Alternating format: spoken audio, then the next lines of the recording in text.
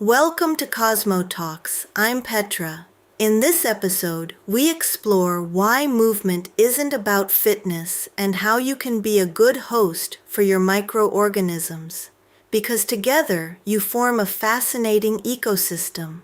And when the interaction is right, when the crosstalk runs optimally, you flourish. You know you should move for your heart, for your weight, for your condition. Everyone says so. Every doctor, every guideline, every health app. But what if all those reasons are secondary? What if the most important reason to move has nothing to do with burning calories or building muscle? What if movement is first and foremost a signal, a message to your entire system, including your microbiome? Today we begin a new series on movement, and I promise you, you'll never look at a walk the same way again.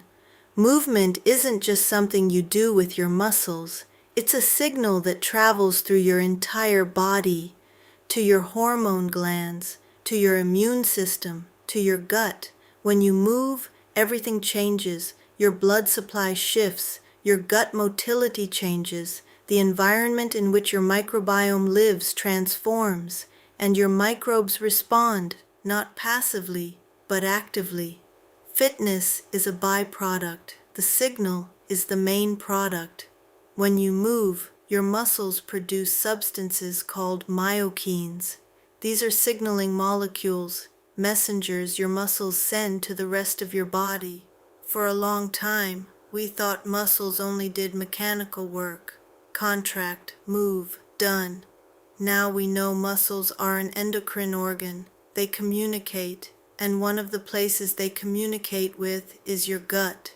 The muscle-gut axis is a relatively new discovery.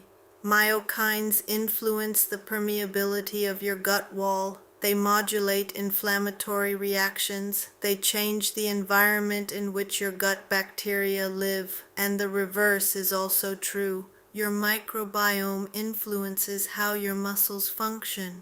Certain bacteria produce substances that support muscle building. Others produce substances that influence fatigue. Studies show that regular movers, regardless of their diet, have a more diverse microbiome than people who don't move. Diversity increases. Certain beneficial strains become more numerous. Production of short-chain fatty acids rises. And here's what's fascinating. This effect is relatively fast. Within a few weeks of regular movement, microbiome composition shifts measurably. Stop moving and it shifts back.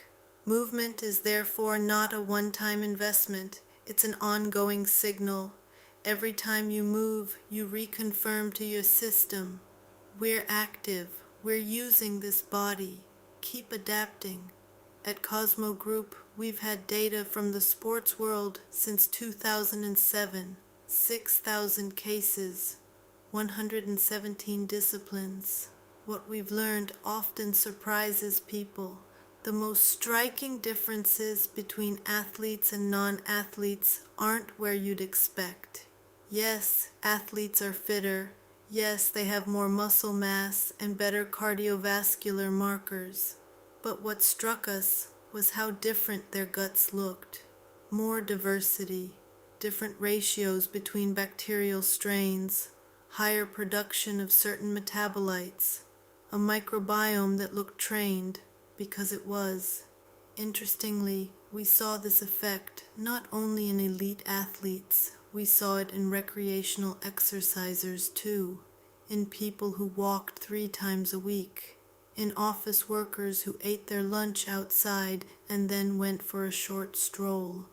The threshold for this effect is lower than you think. You don't need to run a marathon. You don't need to go to the gym.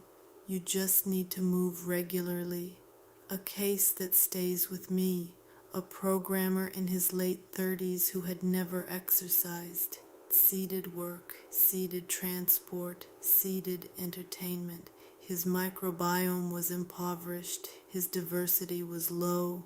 We didn't put him on a strict exercise schedule. We asked him to walk 20 minutes every day. That was it. After 3 months, his microbiome had measurably changed. Not spectacularly, but significantly.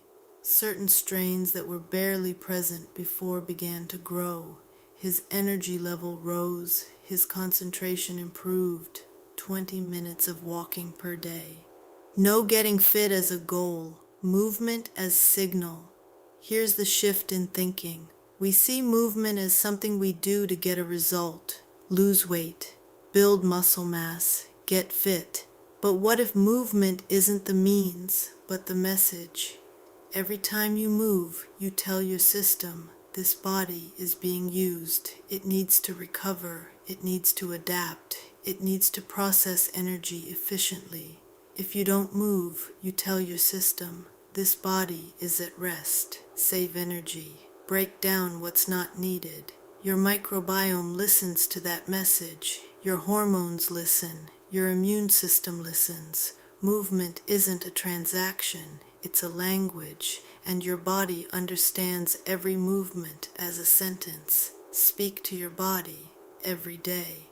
The biohack for this episode is simple but powerful. The movement snack. Spread 3 times 5 minutes of movement throughout your day.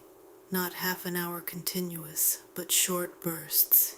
In the morning, 5 minutes of stretching or a short walk around midday. 5 minutes of stair climbing or a walk after lunch. In the evening, 5 minutes of light movement before dinner. This breaks up the long periods of inactivity your system interprets as rest. It regularly sends a signal. We're active. It doesn't need to be intense. It just needs to be regular. This was Cosmo Talks. You're not an isolated part. You're an ecosystem. And every moment is a new chance to speak to your body. Want to be part of a community of like-minded people who believe together in flourishing? Visit cosmogroup.eu. Until next time.